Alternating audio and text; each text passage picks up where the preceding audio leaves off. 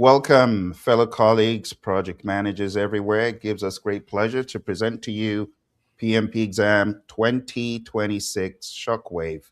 Ed, how you doing today?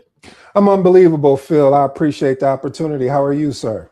I'm doing awesome. As usual, always a pleasure to present to you this stuff with Ed, and we're going straight into what exactly is changing on July 9th. So, Ed, for the longest time, PMBOK 6 has been in existence, even though it went out of print when PMBOK 7 came in, but the PMI came out with process groups, a practice guide. And I know on your channel, Ed, you've been teaching a lot of PMBOK Guide 6 stuff for a while.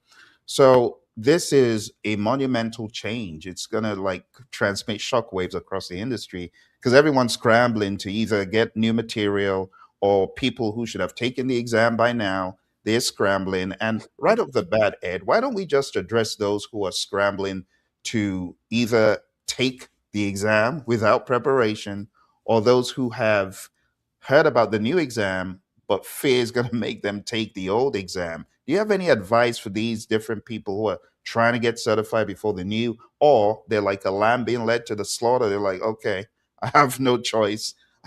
you know, give those folks some hope. Well, I think one of the things we have to unpack here, Phil, is that we have to understand the goal. Yes, the goal is we want to pass the exam, but we want to become a project leader capable of delivering results in complex environments. With the environments continually changing, with the adoption of AI, now it's about leadership and things of that nature. And this is going to be unique because I know when we transition through each of these slides that you're going to present, it's going to be about leadership. So going back to your original question of these two groups, you'll have these groups that will go and start buying all these different materials, and it's a start and stop. So they'll go buy some of your material, they'll start and then they'll stop, and then they'll go buy another trainer and start and stop, and they never get to the destination. And I'm all about a journey, but the PMP does have a destination. That means when you sit down and you actually pass the exam. And then you have the other ones that had the opportunity, watch this, Phil, to actually move forward, but they made a choice, not a decision, to go ahead and take the exam early enough. Right back to you, Phil. That's right, Ed. Thank you for bringing that up. So at the end of the day, it's a choice, and if you make a choice, like a concentrated effort to do it, just go with whatever you're deciding, and don't shirk from it. Would be our advice. But let's jump straight into what exactly has changed, because I know a lot of folks have been waiting for us to go live, and sometimes the technical side of things just has other ideas. So let's jump straight in. So my name's Phill Akinwale, and my co-host Ed. You want to introduce yourself? Yes, my name is Ed Coke, or ED, or better yet, for all you smart and intelligent folks out there, that just kind of just simply means Ed. Back to you, Phil. Thank you, Ed. All right. So what exactly is changing on the PMP exam? There's a lot to unpack because the exam is not based on a PMBOK guide. Primarily, it is based on the PMP exam content outline. We also need to bring in the discussion about the Agile Manifesto, Scrum and Kanban, and then we'll go into people, process, and business. So at a very high level, the PMP exam will now have 180 questions, just like before. It will have 240 minutes, just like before. You will also have 2 breaks on the exam, which has always been the case for a while. So this is what we're looking at: 180 questions, 170 count, 10 are preset questions, which are more like survey questions, if you will, for PMI to gather data about new questions. It's kind of like putting new questions into the pipeline without them counting, but being used to gather data. You have 4 hours, 3 domains tested. People is 33%. This used to be a lot more. Process, 41%. This used to be more as well. And business used to be a paltry 8%. It is now 26%. And the split between the exam used to be a 50-50, used to be 50% predictive and 50% agile or hybrid. But as of now, it's going to be 40-60. So agile and hybrid is going to be weighted more than just predictive, which is 40%. As far as the new question types, there are going to be some new question types on the test. These have not been in existence prior. So there's the case slash scenario type of questions, multi-paragraph scenarios followed by multiple questions. This could include graphs and charts and visuals. Then there's going to be graphic-based questions where the candidate interprets charts and graphs and diagrams. There's going to be the same old multiple choice, single answer, the multiple response, so multiple correct answers. Those ones, Ed, I don't know how you feel about those ones. Those, But yeah, Phil, I feel I want to go back to the other slide because you just said something. And you're good at what you do, and it's funny to me about the 60 and 40% regarding agile and predictive. I'm seeing more and more in the industry, people are looking for that hybrid approach. And so it's just interesting. The exam is actually noticing it too and saying, hey, people are trying to have that more of that hybrid or just basically going with one or the other. So that's a yeah. really great call out, Phil. I just want to make sure the audience knows that as well. Absolutely, yeah, that's a good call because what someone like me, I just see it as normal, but it is indeed an industry shift. People are pivoting a lot more to agile, and they expect you to come correct as a PMP to have those skills. Yeah. Yeah. All right. So moving on to the last row of question types, we have enhanced matching. This used to make some of my students pull their hair out because not everybody is good at matching. And, let's be honest, let's keep it 100. The PMP exam is not a measure of, we got to stay here for a second.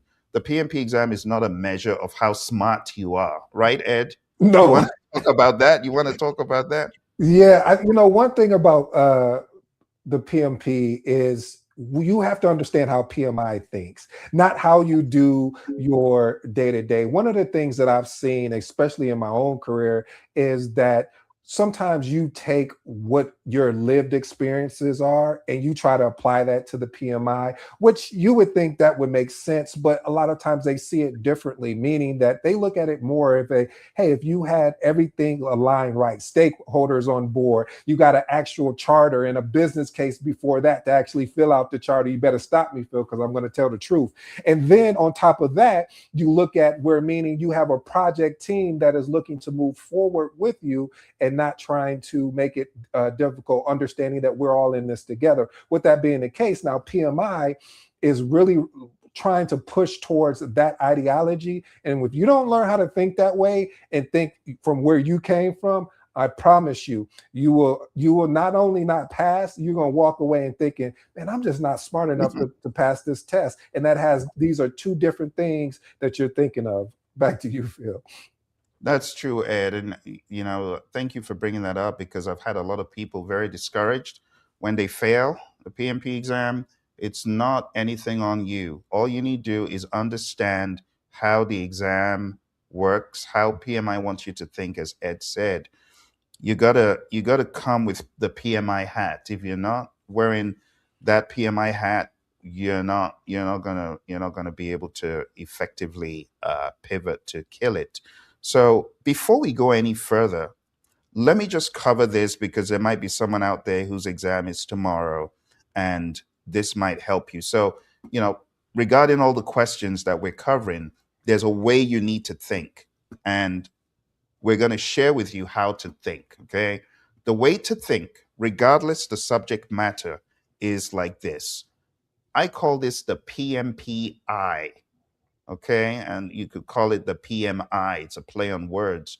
But the PMI hub is a way you can answer the PMP questions with this mindedness. First of all, we zoom in really close. You'll see we have the overarching process groups, which the PMI now call focus areas.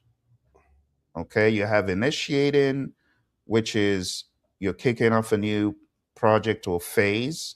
You're developing a charter and identifying stakeholders. You cannot do this next step, planning, without doing this step. So, what happens next needs to be your watchword. I am developing the charter What do I do next? Right? Oh, I'm developing the project management plan. What should I have done before that? Okay. So there's a progression, there's a sensibility to the PMP exam. We initiate and then we plan, but then you also need to put on your progress or timeline hat, which says, am I initiating the project or am I initiating the phase? Because you could initiate a phase in the middle of the project timeline.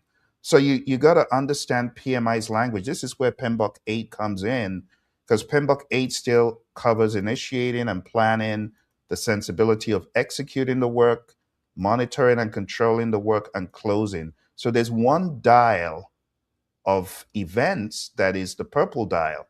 And if you don't know how to dial in, and PMI is asking you a question that is hard logic, right? As far as you got to do this first, then you're gonna flunk that part. So know your PMBOK 8 is what I'm saying, right? Then we have the PMBOK 8 new configuration for governance, scope, schedule, finance, stakeholders, resources, and risk. So we got another layer of language and another progression of events that if someone says, okay, you're developing a WBS, what do you do next? And you say, oh, develop budget. That's not the right answer. After your WBS, you want to go into defining activities, right? Then sequencing activities. Then, if you don't read the small print in PMBOK, you're just going to see three things that happen in schedule, and you're going to forget that developed schedule contains a whole bunch of other stuff now. You get what I'm saying? So, for those skeptics who said, oh, forget PMBOK 8. Don't forget PMBOK 8. If your exam is after July 9th, you better read PMBOK 8. Ed, let's stop here for a second. I know it's going to aggravate some people because they just want me to keep talking, but I'm not going to keep talking. We're going to talk about real world annoyances that you and I have seen, where people tell you, I studied for 2 hours and I passed the PMP exam. Ed, please talk to me about that. Yeah, you know how to light a fuse under me, Phill. One of the things that I've seen, I recently had a comment even on my channel where they were asking, hey, I just got this Google certification and I'm going to go take a PMI exam. Hey, sounds good. First of all, I want to commend you for actually going above and beyond of going to actually learn your craft. However, one of the things is you want to stay focused and locked in on what PMI is asking. So you want to go take content, meaning you want to go to an instructor like Phill, go to an instructor that's actually going to coach and train you in that particular domain, PMP, CAPM, ACP, whatever that is. Now let's circle back because I wanted to set the stage.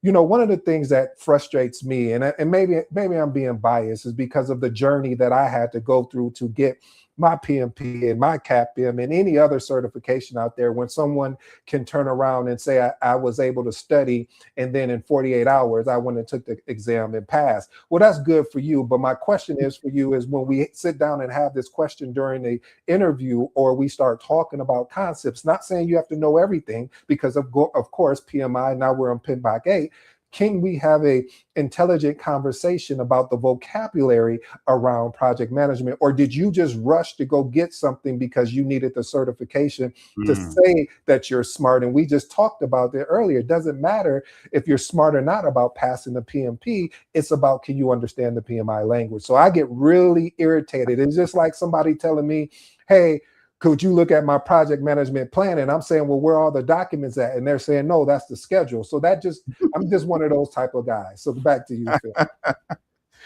Thank you, Ed. I knew you'd come to my rescue because this stuff just makes my head boil when people say, well, I just got certified and I didn't even read anything PMI had. I just went with my real world experience. Oh, be quiet. We don't believe you. I'm sorry. I don't know, Phill.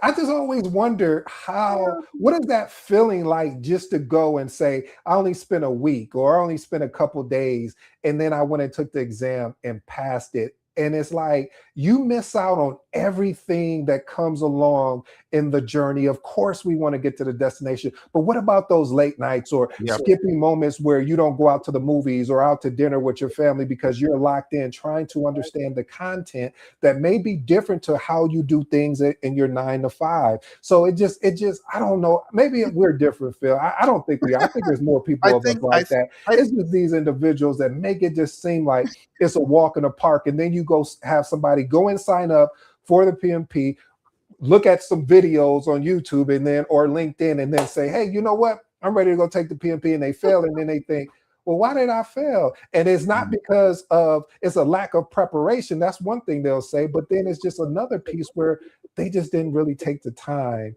to do a deep dive, and yeah, that's what hurts me. That's what hurts yeah. a lot. Nicely said, Ed. I'll move swiftly along. Okay, I'm sorry, But Phil. You thank know that's a sore spot for me, man. no, this is good, Ed, because you're really bringing up a lot of good points. And I truly think people who say that, they know they can't say that in an interview because no one wants a microwaved PMP. No. You know, my buddy Lee Lambert, he would say paper PMP. There's a lot of PMPs on paper, but they cannot tell you how to run a PMO, how to run a project using the PMI mindset to save themselves. Everything is just gaming the system, Mhm. and that you'll be found out. You might get in the door with your PMP, but to stay there, you probably won't because you're not baked. You're not PMP baked except you go back and truly learn the people. There's a reason why PMI say people, process, business. And it's because the people part is so important. And you owe it to the people you're working with to not just, BS and flake your way through. You got to know this stuff. A lot of people, they don't.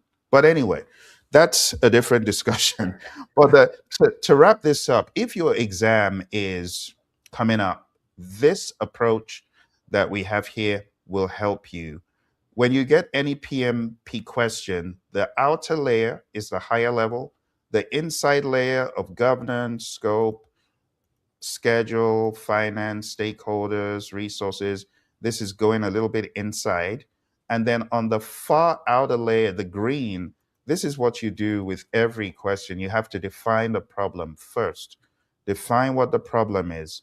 To define the problem, you got to break down the problem in some instances. So if PMI says you're a project manager in a project and you're running late, you got to break down, okay, I'm running late. Right? And then you look for data. Is there any data? You collect data. Is there any data that can help you unravel what PMI is asking you?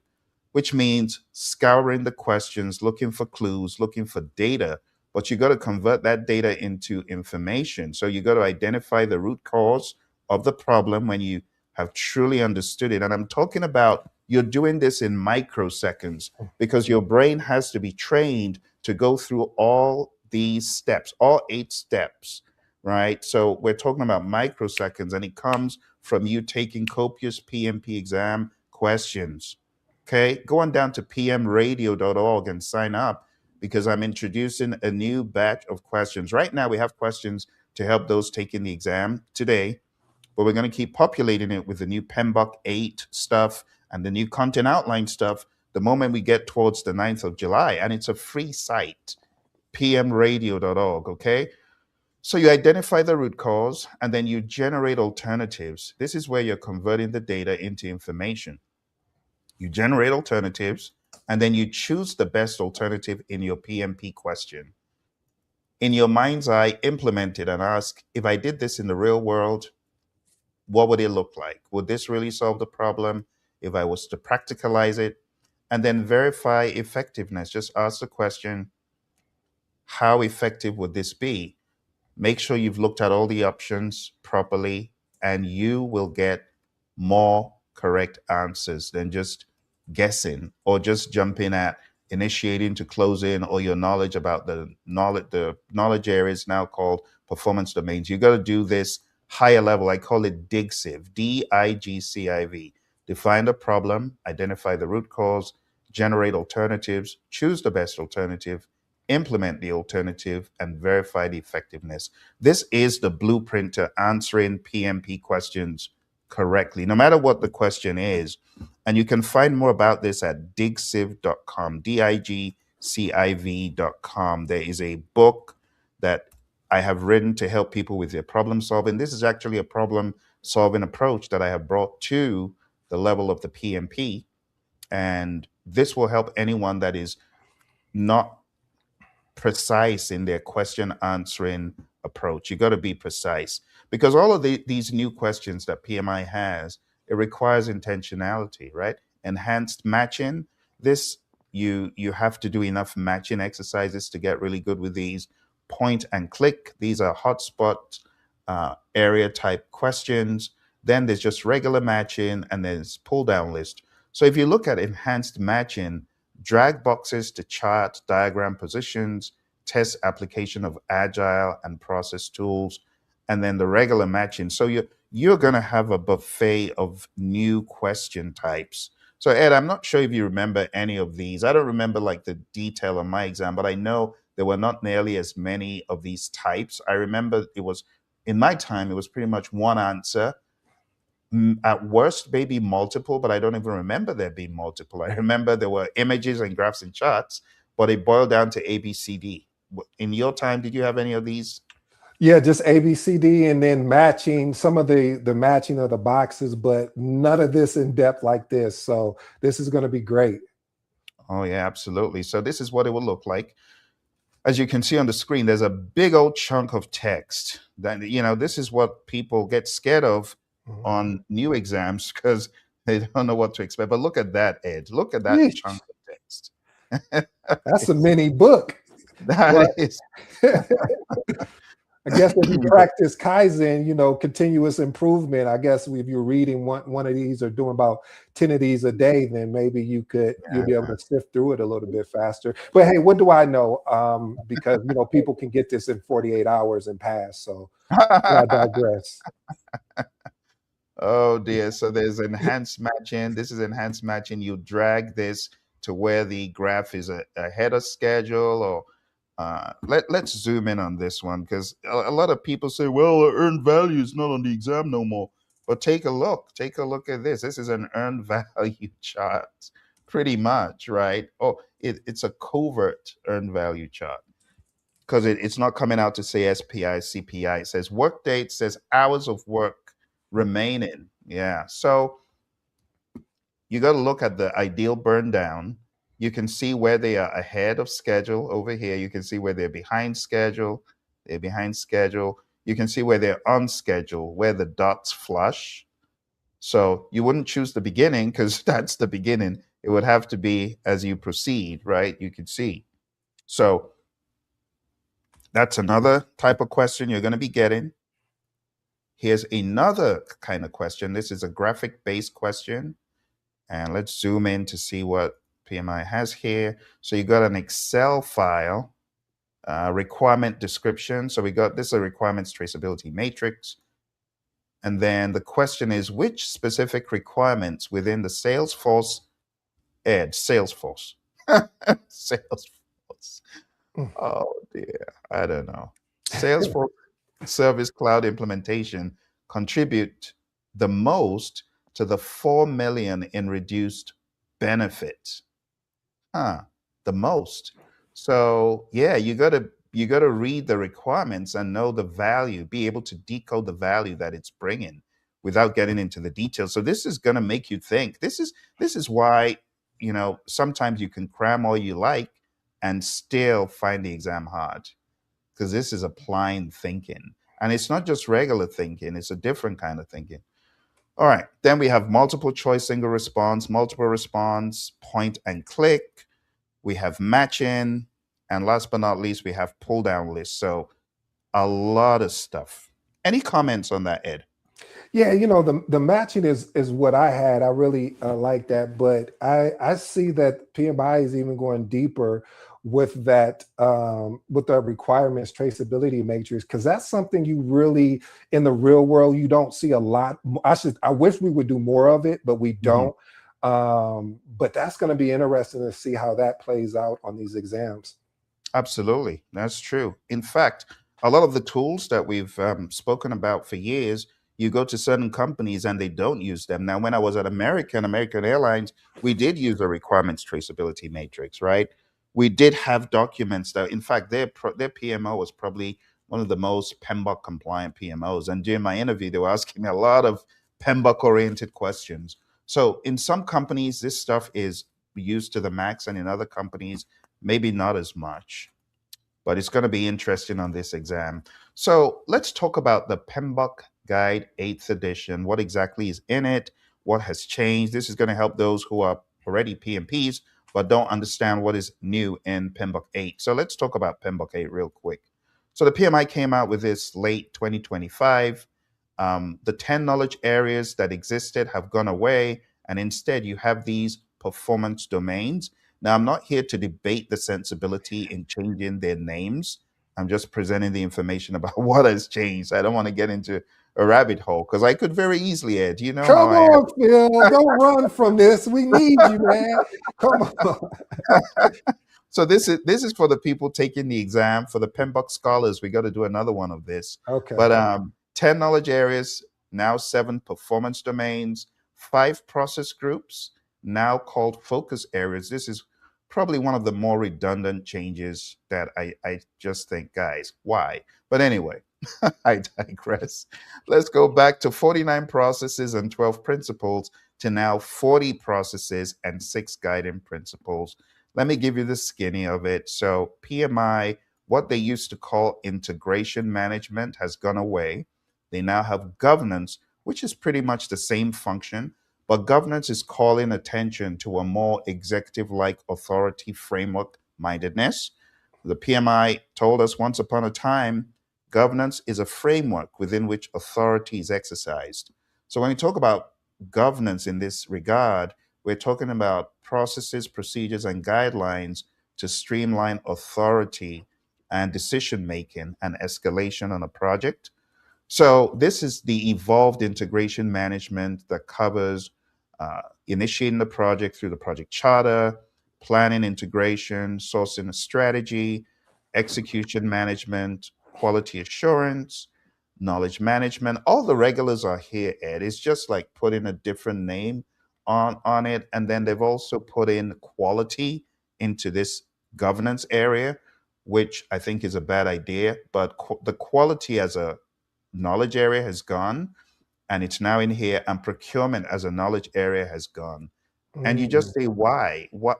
Because there's an appendix that has procurement, and it's just totally unnecessary. But that's the way it has changed. We now have 9 big old processes. Can you imagine, Ed? 9 processes in one area. yeah, that's interesting, Phil, because when you look at, I know what they were trying to do. I mean, I believe that they were really trying to say, hey, we're trying to support governance and oversight, and then trying to transition that into the real world of saying, hey, this is not about bureaucracy. This is really about creating clarity. But I think it was just too much, Too because much. you may lose out on decisions or accountability, because we know as project managers or program managers, we have influence, not authority. So this is going to be Right. interesting. That is a really good point, Ed, and I hadn't thought about that. And we're more influence based. Mhm. So integration in the past, they would tell you it's unify, combine, coordinate. And that's what you are, right? So governance is a bit of a big word. I would have rather stuck to leaving it in the program standard and the portfolio standard, which it rightfully belongs to. But I think it's just it didn't need to be changed to this, but it is. So let's Mhm. move on. Scope. There are now 6 processes. You got your traditional scope management expanded for agile. So instead of create WBS, they now have developed scope structure. So this could be your WBS or your PBIs in your agile world, your epic feature story task breakdown. Schedule is now 3 processes. The sad thing is a lot of the bread and butter of the scheduler, and trust me, I used to be a scheduler, very passionate about it, PMISP certified. I do not like the way they collapsed major pieces of scheduling into developed schedule. That is lazy and does not evoke enough deep thought. Because when you say develop schedule, a lot of times people miss the steps: define activities, sequence activities, estimate durations. Those need to be called out. But Can you imagine that? They don't call them out no more. No, I mean, because you also miss out on a chance to understand what actually needs to be in there. Let's talk about like scope reduction or even leveraging some of the techniques we've learned from crashing to fast tracking. So some of these things, these terminologies may get missed because when someone hears developed schedule, I may just think, oh, let me just put some task on a Microsoft project or Asana or a thing like that. So yeah, Yep. I missed those pieces as well, Phil.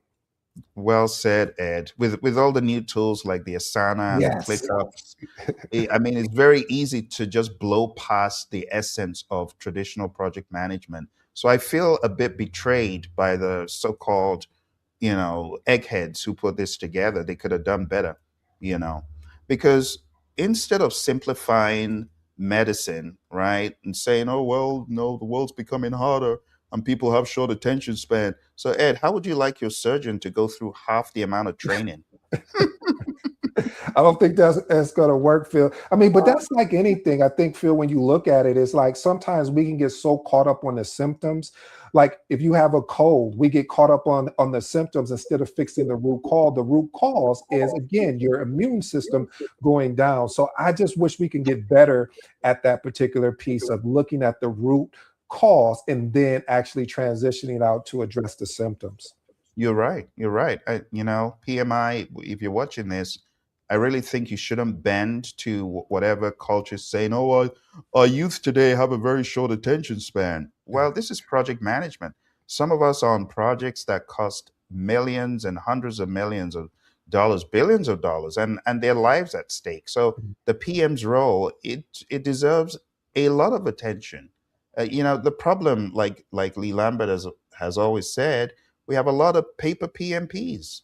They're not really allowing the essence pass through them, which is sad. But anyway, stakeholder management has now been merged with communications. Ed, this is another one. I'm sorry. Whatever. People can be mad and tune off if they don't want to hear me ramble. But I got to ramble on this one, Ed, because the project manager spends 70 to 90%. PMI has preached this for the longest time. The PM spends majority of their time communicating in meetings or one-on-ones or requirements gathering, whatever it's called. And you now take communications and you merge it with stakeholders, like not giving communications its well-deserved singular identity. So now we have a mishmash and a potpourri of communications and stakeholder, just like it was before 2018, Ed. Isn't that Mm. kind of going backwards? Yeah, Phil, I've also felt that communication it should have been stood alone. I agree with you because when you look at communication, that is like your bread and butter. If AI comes in and takes over your standardist of, building out schedules or tracking risk, et cetera, your communication, your ability to articulate actually what is going on within the project, up and down the project, meaning going and talking to executives, all the way to dealing with stakeholders, to dealing with project team is key. But just putting them, grouping them together, man, that just I don't know. I'm gonna do a Phil, so I'll back. So I'll give it back to you, Phil, because I'll go Oh, on a yeah. rant because I really want to go. The communication is huge, Phil. You know how It huge is. Absolutely. communication is. All Yep. right, I'll stop. I'll stop. Go ahead. Go ahead. Go ahead. Go back. Go No, back you're to the right, point. Ed, because the number one reason that projects fail, Mhm. it's not the requirements. It all boils down to communication. So you're very correct. But thank you for keeping me on track. I gotta look at me in the mirror. When I look at you, I'm like, okay, I think I might be going a little bit too far. So all right, Ed. So thank you. So resources has been left. So we got people, equipment, material, supplies, facilities, just like before. One thing I do like what they did, they now call out lead the team. Thank goodness, because it used to be manage team. And I've always said you manage inanimate objects, structure and order and procedure and process, but you lead people. So thank you, PMI, for making this one. This one I can give them a round of applause for this one. All right. Well done. All right. Risk, again, is kind of the dumbed down principle. Oh, people get confused about qualitative and quantitative risk analysis. Let's merge them and just call it perform risk analysis. So this is where, again, as a PMI RMP who's been certified, I take offense I take offense in the merging of these two, But Ed, do you have any commentary on the concept of merging these areas and then talking about risk, just bypassing quantitative risk analysis? You want to talk about that for a second? Any thoughts? Yeah, I'll make it really high level, just more or less. The more you continue to merge, is the more you take away the in-depth aspect of things of what the content is and what you're actually doing in real life. You don't merge certain tasks together if it doesn't make sense. And if this, I don't believe a lot of this makes sense when you're doing a lot of merging, because especially with risk, I mean, there was a formula we would follow. We would identify the particular risk, and then we start moving on to each particular piece. So I guess what has me concerned is, as this continues to grow, meaning when the new PMBOK 9 comes out, are we going to merge even more? Or are we going to understand that, hey, the more we merge, the more we're taking away the validity of this particular concept? Thank you, Ed. Good deal. So I think we just got through everything. I don't have any more commentaries, but I think people get the gist that the PMBOK Guide 8th edition has so drastically changed from the 6th and even the 7th. So if you're holding on to your 7th edition, you might as well just put it aside in your library for reference. I would not suggest you trying to use the 7th in lieu of the 8th. Just get the 8th. If you're a member of the PMI, it's free. Download it, read it, understand what has changed and some of the things we've been talking about. This is what it looks like now. We have 40 processes versus 49. In trying to simplify things, I think it's just been, conflated and, unfortunately, put in procurement with governance, dumping quality like an afterthought as just one tiny little line in governance is a big mistake. But let's move on. All right. We now have 6 principles instead of 12. I think the 12 principles were great. I had no issue with PMBOK 7, 12 principles, but they've cut them down to 6. These are the 6. Adopt a holistic view, focus on value, embed quality, be an accountable leader, build an empowered culture, and integrate sustainability. I know I'm going over it real quick, but each of these could easily be 30 questions apiece. Just think of it like this. When PMI is giving you the new exam, it's going to be accompanied by one of these. And adopting a holistic view sounds very simple on the surface, but it's deeper. We're talking about the big picture pragmatism, almost like a mini CEO kind of view. Okay. Focus on value. Again, this is a lot of agile mindedness because we used to think about this in the world of agile more than anywhere else. But now PMI is beginning to, wake us up to the term value and benefit. And those had been buried in the PMBOK guide prior, but now they're really bringing them to the surface. And that is a good thing. We also have the word outcome, right? The outcome is really what matters. So we talk about the value, the benefits, and the outcome. So what are these three?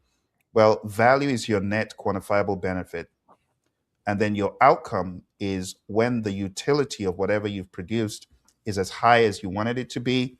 And the results are what you wanted them to be, not just the output, but the outcome, like people using the tool, people using the technique or that you've created. Maybe you're working on some SOPs, whatever the case, but there's progress.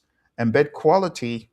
Again, I find it strange that we're talking about embedding quality, but we removed the quality area and dumped it in one tiny little place. That will not be reflected on the exam because a lot of the exam questions, it will have the Kaizen mindedness and the quality mindedness front and center. Being an accountable leader, oh my goodness, they could run circles around a candidate who doesn't know the world of leadership, especially from an agile perspective. There's certain things we do in the real world, Ed. The real world, you still have a lot of carrot and sticks and people being beaten over the head and being marginalized in a lot of these companies. Isn't that true, Ed? Yeah, I mean, it takes away one thing about leadership that I love when you actually get to live in the leadership hat, or I should say body per se, is that the ability to influence. I think we sometimes get away from that is being able to influence and encourage to say, hey, this is what we're going to do.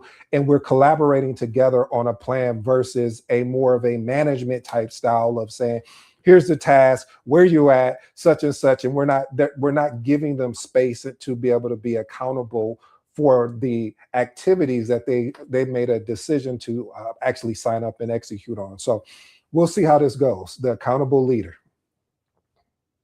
Awesome, Ed. That's right.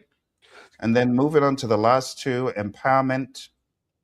Only a secure leader gives power to others. We gotta empower our team. We gotta understand that they can get the job done and they can get better results when we just leave them alone. Just be a roadblock remover, an impediment remover.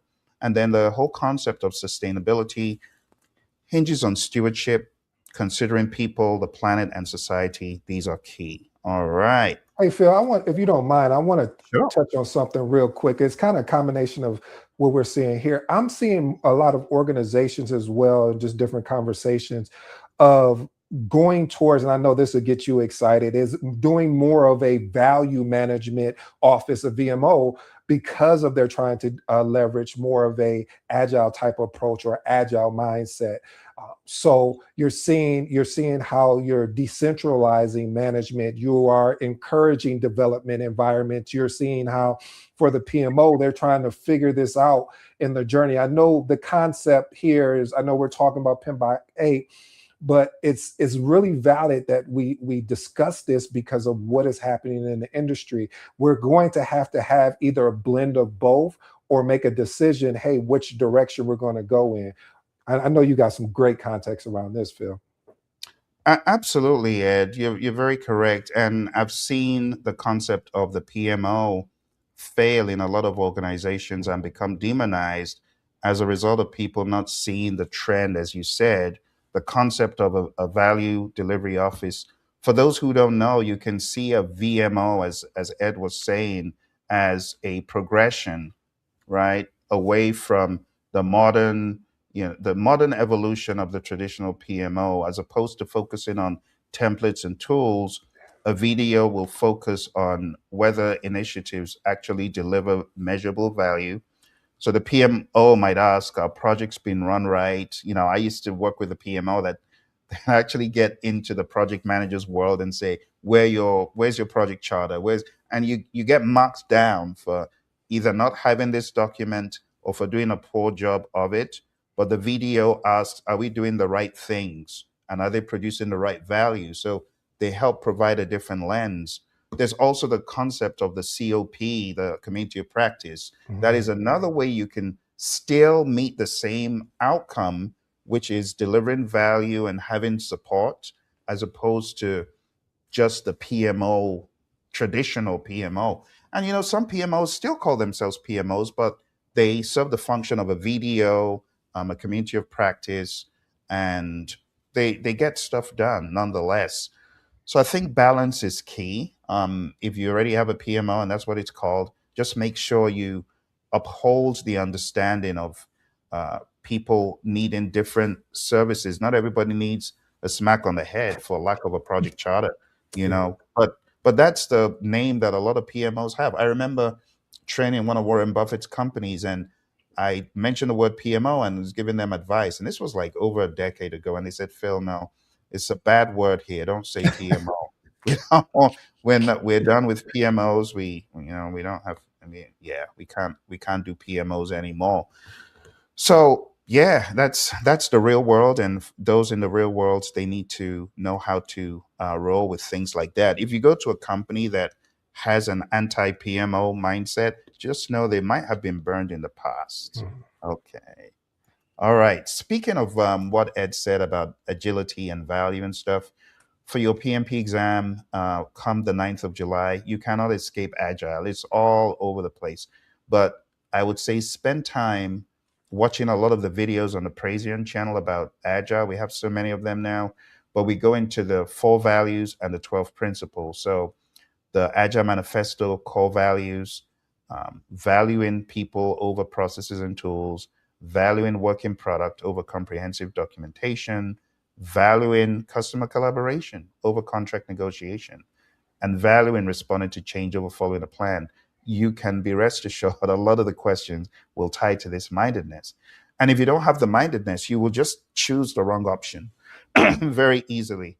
We also have the 12 principles, that ever since 2018, when the PMI put a whole lot of agile in the sixth edition.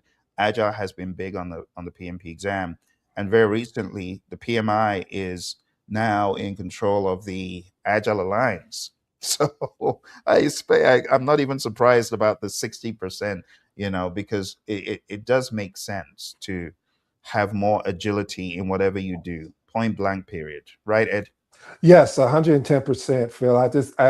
I know where the industries are going because right now there's a game called speed to market. Whoever can get to the market and actually experiment and figure out what worked, what didn't work, and then circle back is going to be very important. So this is why when these people got together, what was this in February of '01 to create this particular 12 principles. It's funny they haven't changed, Phil. But I digress. I'm just thinking out loud. Sometimes my mind does that. That these principles are really good. That discusses the manifesto. Absolutely, Ed. Well, thank you. We got 12 of these principles. I'm wondering if any of these jump out at you as being one that you feel is most applicable to real world, or one that might be your favorite. I think for this one, you know, I'm gonna take the Burger King way, and that is probably principle number one. Our highest priority is to satisfy the customer through early and continuous delivery of valuable software. I think the reason why this is important is because what you'll learn is that the faster you can get in front of the customer to show the MVP, the faster you can show, hey, what don't you like, what do you like, we're able to get actually what the customer is looking for. It still reminds me of that cartoon skit. I still don't know who wrote this, but customer wanted one thing and they end up getting like a tire with a rope on it, and it was just like, wait a minute, this is not what the customer is asking. And then my favorite one that probably makes people uncomfortable is, I guess, the next favorite one is welcome changing requirements even late in development. Agile processes harness change for the customer as a competitive advantage. That goes back to what I was discussing regarding having the ability in this particular market, especially with AI, especially with organizations trying to be the first to market and learn as fast as possible so they can continue to dominate that particular niche or space uh, around whatever the product or service is. And then the last one, Phil, and I'll stop. Number 12, at regular intervals, the team reflects on how to become more effective than tunes. You see, I'm really being explosive on these words because it makes sense. Then tunes and adjusts his behaviors accordingly. Then one of the things, and I think this is a reflection of life. When you're driving your vehicle, you always have the windshield. You're looking out the windshield, but you have a retrospective, I call it, which is your rear view looking behind you. So I say all that to say that when you are part of a project, you want to be continually looking to see, hey, how can we be more effective here? What are we doing wrong? Because the standard way, when you look at the lessons learned register, sometimes if project managers are being honest with themselves, is that we don't document along the journey. We wait till the end of the project, and the things that we could have put in there before actually would have been more useful to us versus at the end, because sometimes we'll forget what we learned in that journey unless it's just one of those things that really stand out. So again, I love number 12. 12 to me is just the ability for teams to adapt and or pivot. Good deal, Ed. I love it. Thank you very much for sharing those insights.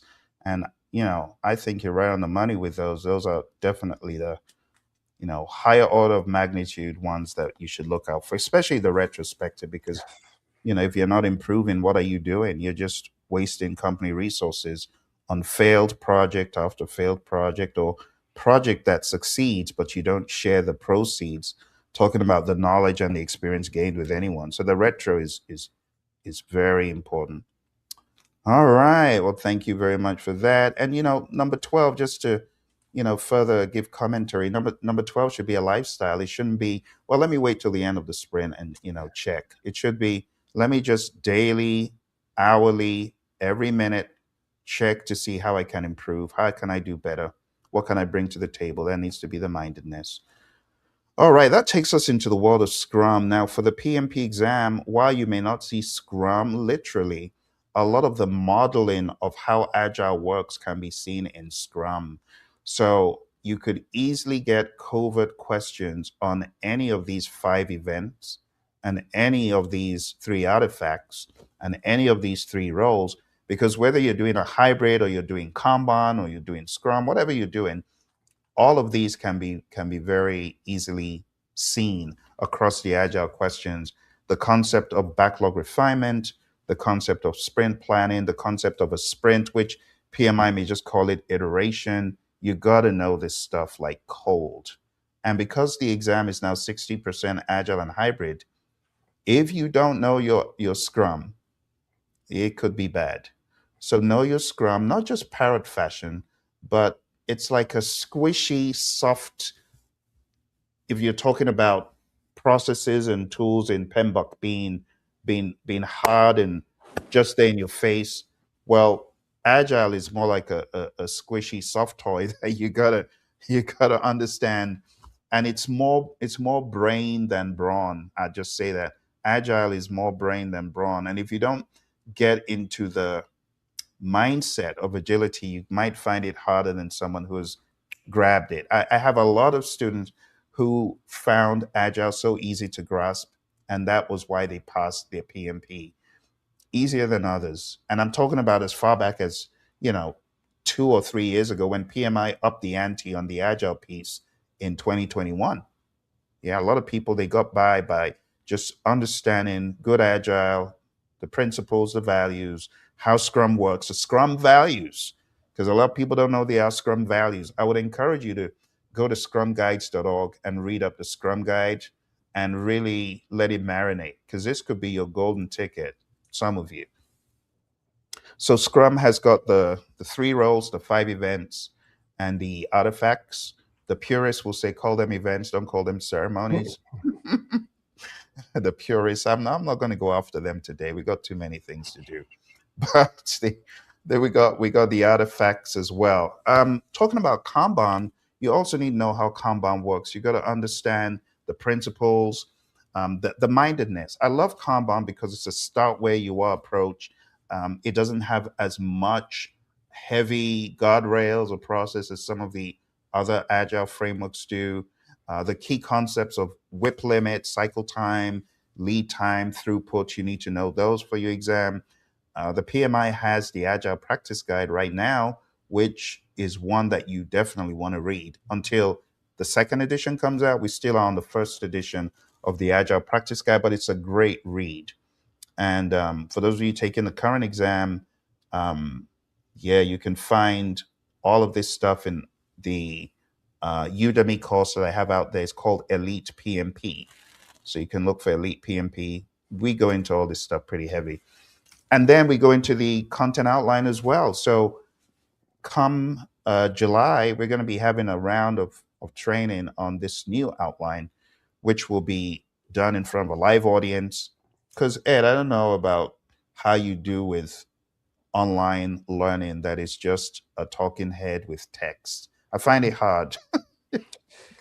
Yeah, one of the things, Phil, that I love is really having the individuals there. I think that also Mm, brings energy to the trainer, to the speaker, because a lot of times when you're just, filming and you're just sitting here, just you compared to, other people there. And then what I love, this is the special part, is people might ask questions, Phil, in the comments, mm, which may open up something else that someone else was thinking, but at that time may not have the courage, or maybe just thought, oh, well, I don't want to bother Phil of what was going on. And luckily somebody did do that. And now just open up a different conversation as a whole. So I like that.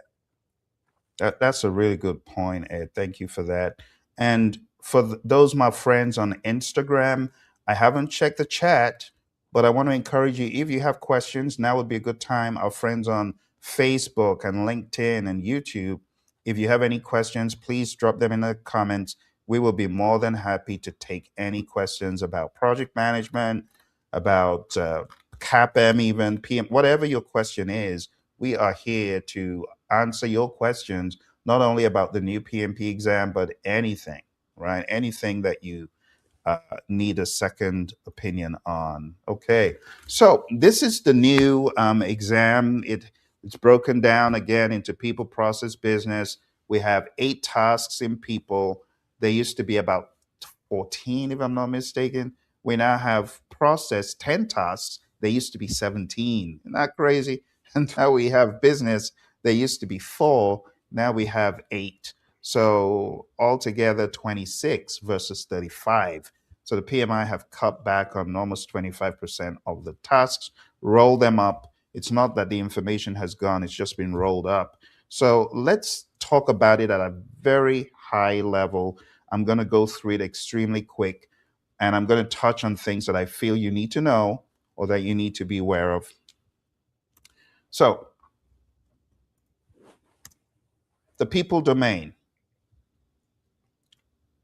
For the new exam, you now have a change of tasks, but the tasks are what you see on the screen: developing a common vision, managing conflicts, leading the project team, engaging stakeholders, aligning stakeholders, managing stakeholder expectations, and ensuring knowledge transfer and planning and managing communication.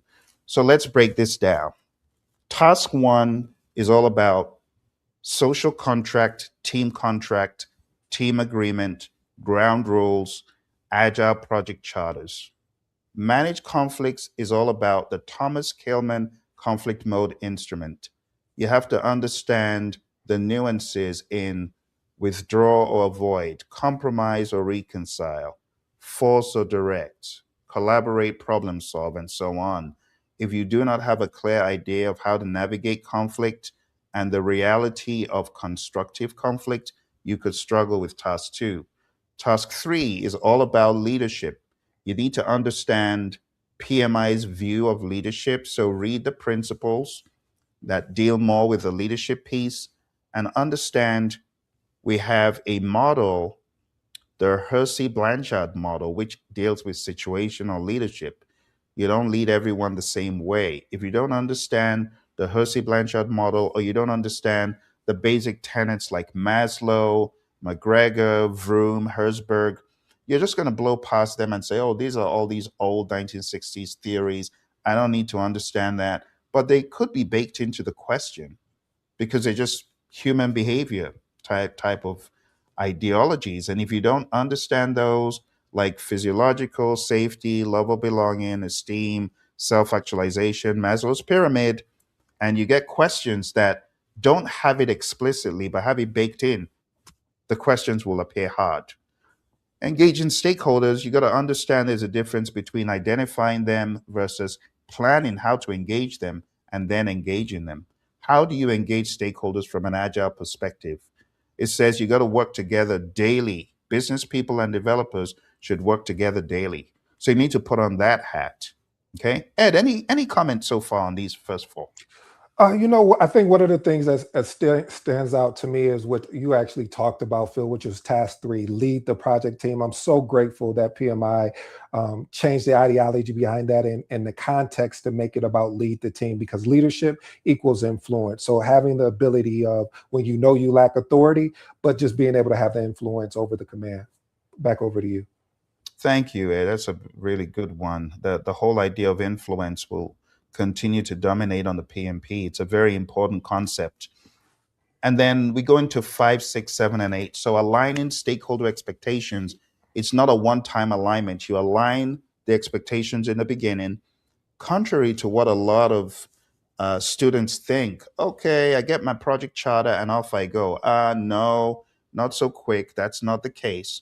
In the world of the PMI, your project charter needs to be shared with stakeholders through a number of meetings to align depending on the size of your project. So, right from the get go, if you come in with a project charter without aligning stakeholder expectations and just feel, well, the charter says anyway, so shut up and get in line, that's a bad that's a bad approach. Your project charter is etched in stone, okay, but you still have to share the vision, right? You still have to be a vision recaster. You have to recast the vision to stakeholders and get them on board. Otherwise, you can have a lot of resistant stakeholders. So aligning stakeholder expectations happens in the beginning, but it continues. Managing stakeholder expectations is again different. When you align expectations all through the project, you have less schism. Managing stakeholder expectations is not only communicating with the stakeholders with an intent to engage them, but it's also working with them so that their expectations are upheld and current. And if the expectations are out of line, then it's also your job to help the stakeholders see why this might be out of scope or may not be part of what is in the charter. And then we go into ensuring knowledge transfer. This just means the team is sharing the common knowledge that they're gaining about what is working and what is not. Like Ed pointed out, Principle 12, right? At regular intervals, the team reflects, they tune and adjust. This is what the knowledge transfer bit is about.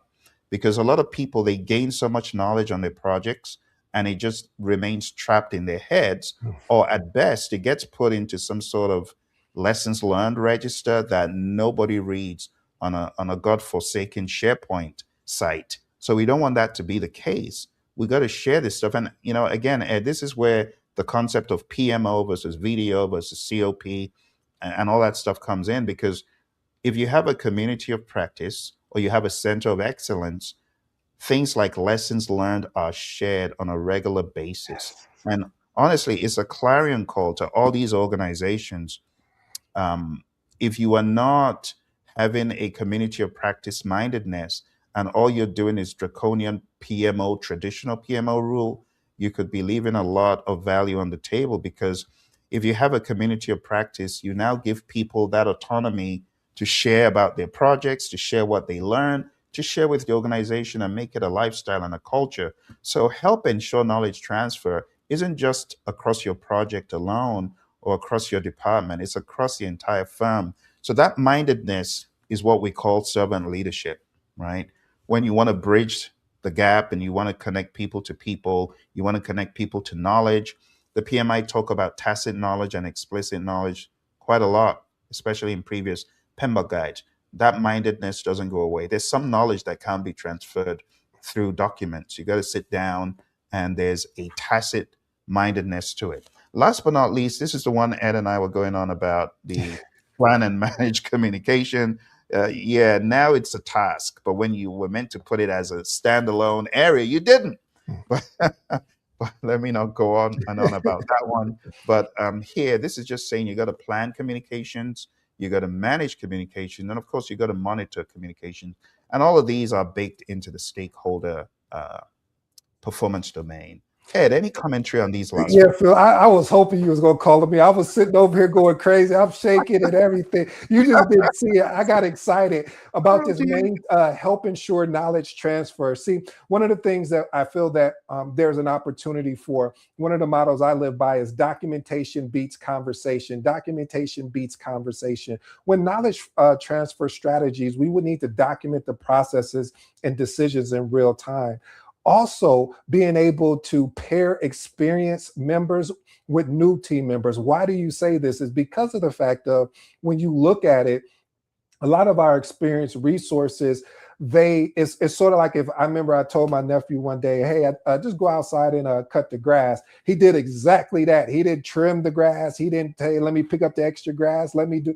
It's because of, he doesn't have the experience. So being able to have the experience and help the newer team members, this also is like a backup in case, this gives that experienced resource to be able to go on vacation, be able to do other things and not be so tied down, where they can be valuable. And the last two is really being able to conduct a structured handoff session before transitioning. That's something I've seen so many times. It's like, once the project is done, everybody is so excited that we got it done, and they're off to the next priority, or now this priority takes precedence. And then the main thing that what Phill was alluding to and what we talked about, which was maintaining a living lesson learned repository.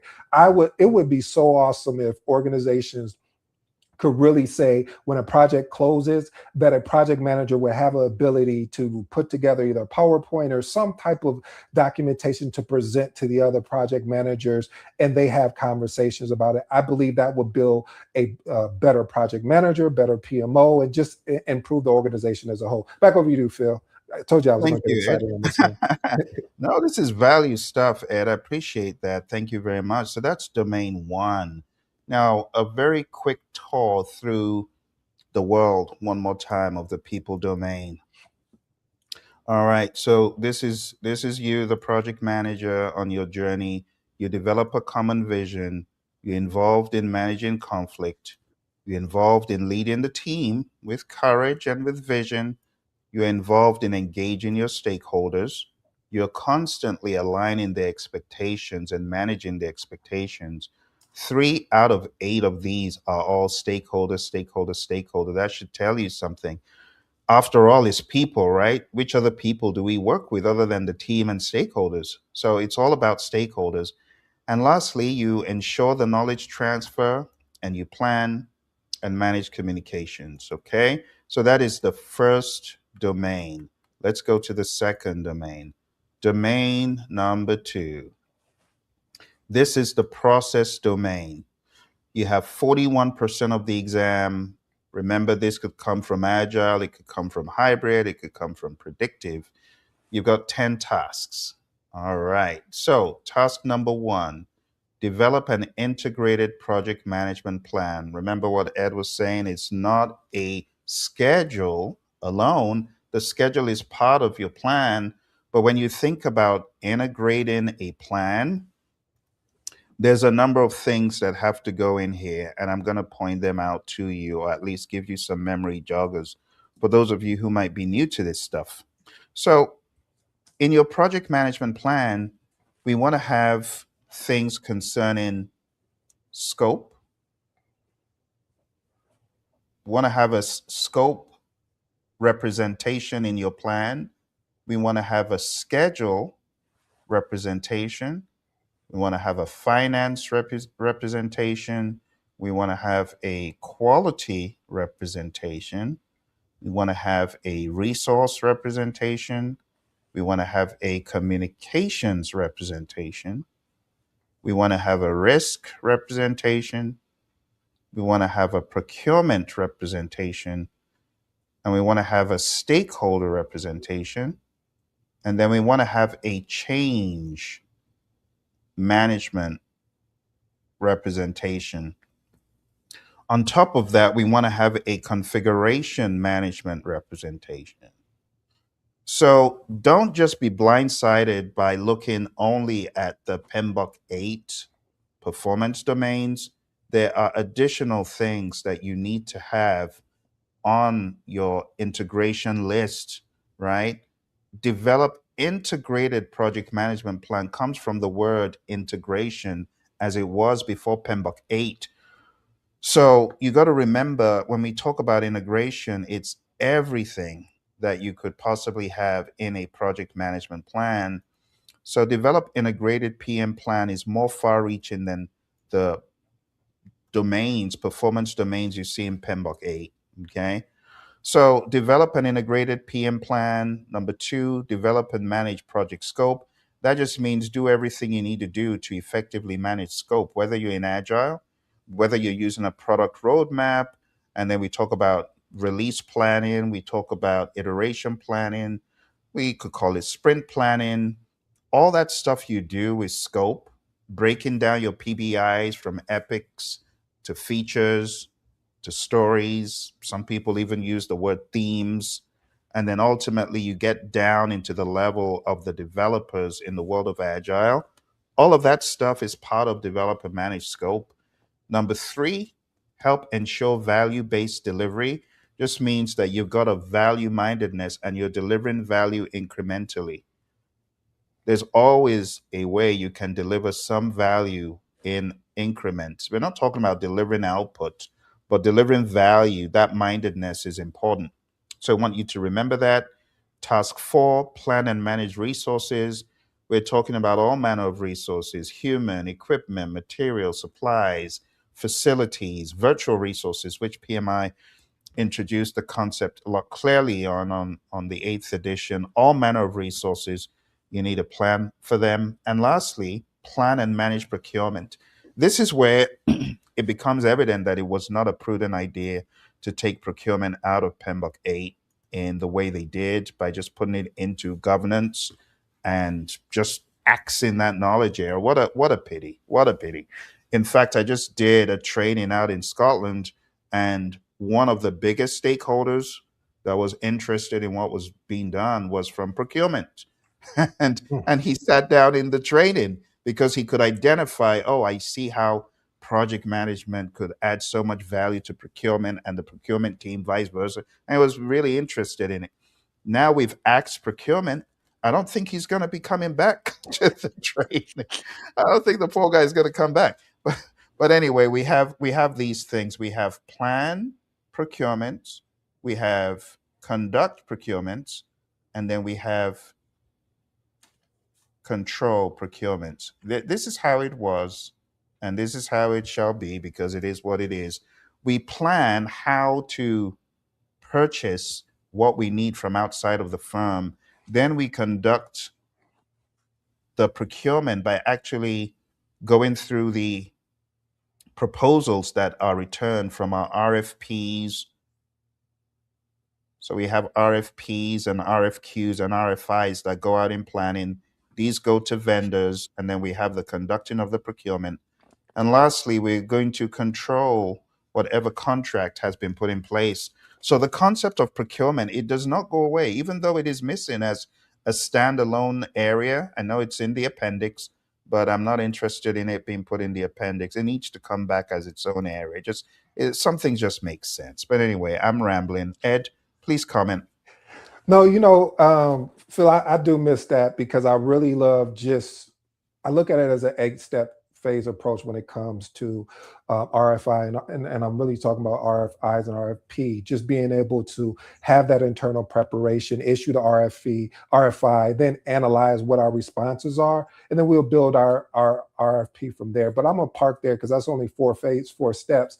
But procurement, I am noticing, and maybe it's just me, I'm noticing more and more of that. And the reason why I'm noticing more about procurement and then building more in-depth procurement departments is because of costs. The costs are going up and down, and so having a solid procurement department allows you to use leverage on things maybe you've bought from a vendor, compared to if I'm a project manager, you're a project manager, and we're buying asynchronousness. It doesn't give us leverage. So this is one of the reasons why I love having a solid procurement department alongside working with the actual project manager in this particular case. I also appreciate one thing, that what I get, again, what PMI was trying to do with the procurement management. The concept, the pure concept is, yeah, plan and manage procurement. But then on the other side of the core truth is, vendors do not eliminate risk. They shift risk. Vendor management may require communication, accountability, and oversight. So really the question that you could propose or propose is, how have I should say, how many have inherited a vendor contract negotiated by someone else? Like, have you got a contract that's been negotiated by someone else, and how have you been able to turn that back around? So that's how I look at it, Phil. And I'll turn it back over to you because I will ramble on, because I started becoming really passionate about procurement because I started seeing some of the gaps, meaning on the time. I mean, we'll start the initial discussion, and it's like 30 to 40 days out, and you're like, why? We already know who we're going with, etc. So I'll digress and turn it back over to you. Oh, you're on mute.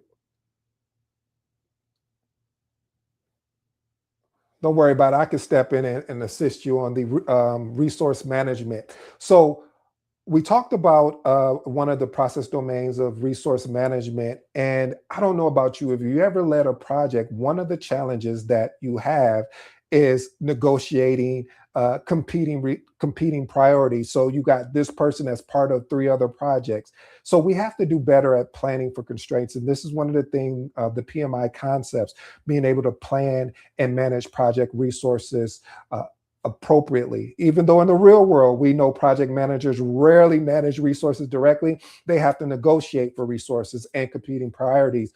Often they create some type of challenge with that manager. You back up, Phill?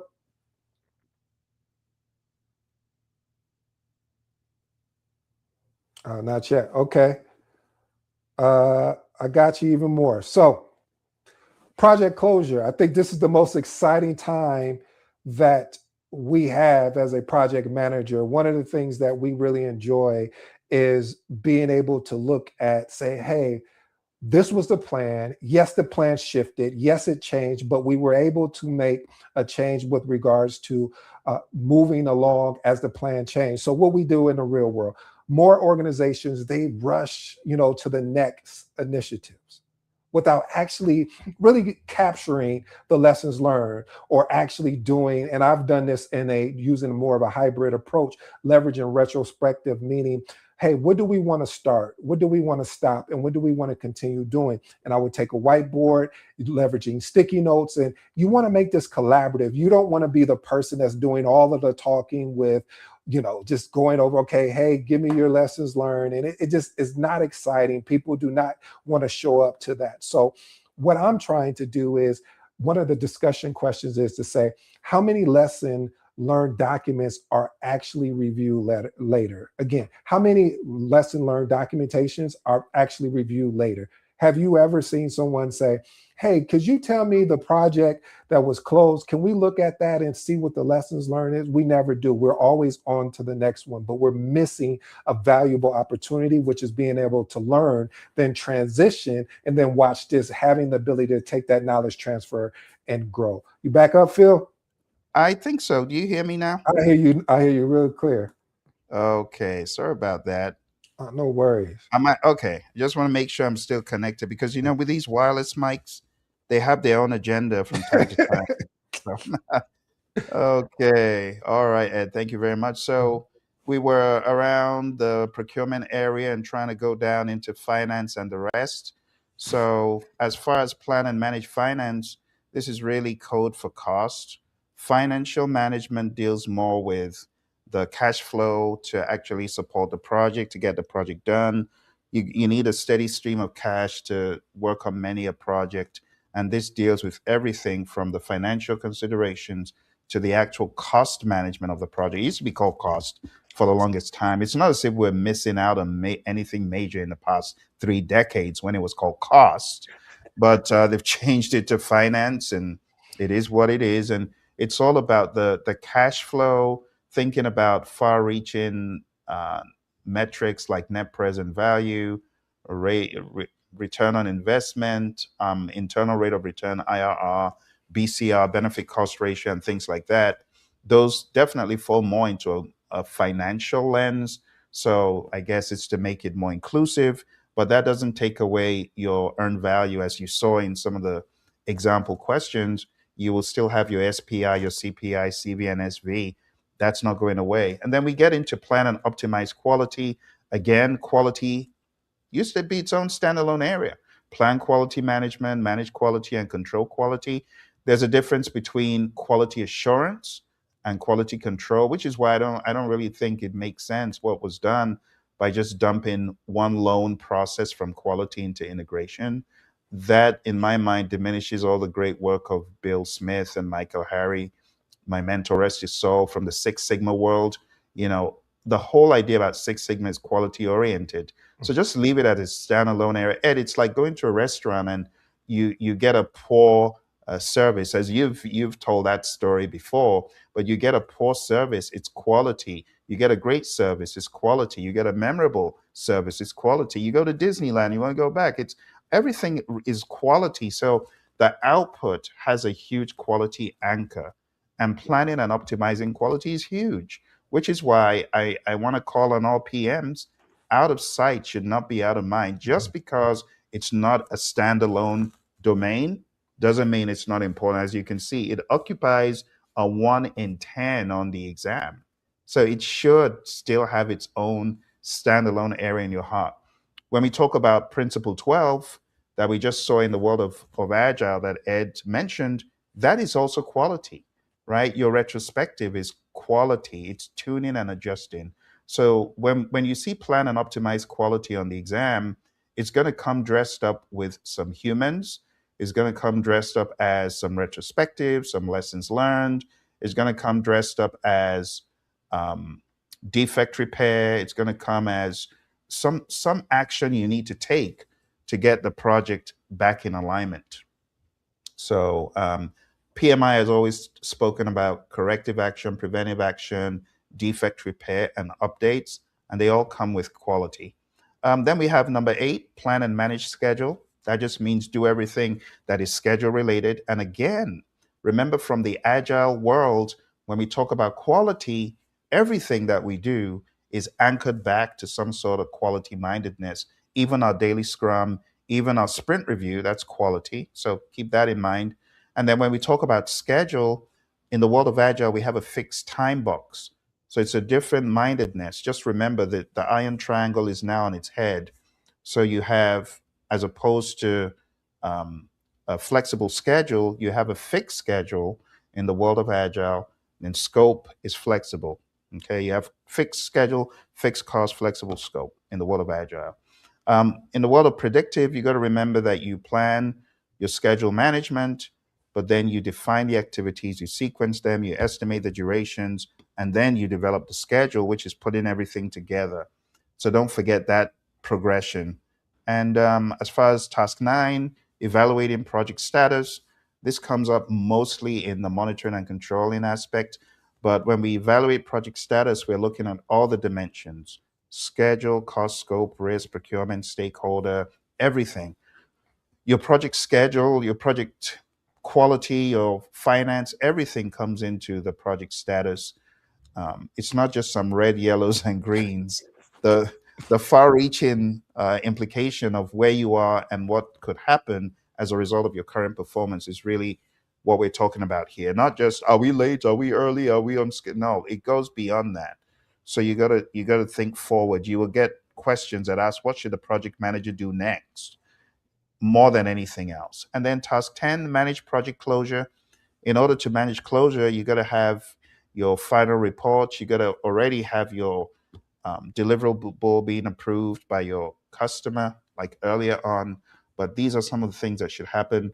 We have something that the PMI would call administrative closure, and that just means all the paperwork to effectively close. So there's things that you would do, but there's also paperwork that you would go through. And in the world of Agile, we don't formally, in quote, close a project. We're thinking more in terms of value streams. We're thinking more in terms of product value. And you could very well get to a point where customer says, okay, enough. We got what we want. We don't need to continue. So you just close out the sprint. You're always ready to close, right? Every sprint could be your last sprint. But as long as you're going with that mindedness, that PSI mindedness, the potentially shippable increment mindedness, maybe that's your final increment, and you close and move on. You close that sprint and you move on to the next adventure. So that mindedness is important. Okay, over to you, Ed. Anything about these other 5? I think one of the things you called out, Phil, and I skipped over it, which was evaluate project status. I think the exam insight for transparency matters more than appearance. I think a lot of days, maybe if I just testify and I'll make it quick, where we used to make the appearance of the status report look really amazing and attractive. But underneath, there was a piece that was missing, which was transparency. I think, when I was growing up, my mom would always tell me, she'd say, well, son, I'd rather you be honest with me and I find out now so that way I can protect you later versus me finding out later. Then I can't do that. What am I saying there with that short story? I'm saying that's the best way to be transparent with executives. Stop hiding behind colors of red, amber, and green. Just be upfront so that way they can give you the proper support, whether it's around one of those triple constraints cost, schedule, scope, or quality. So again, just look at that. So that's all I'll say, Phil. Thank you, Ed. Good deal. All right. Well, Ed, we're done with people and we're done with process. And now we're going on to business. Is my mic still okay? Yes, you're good.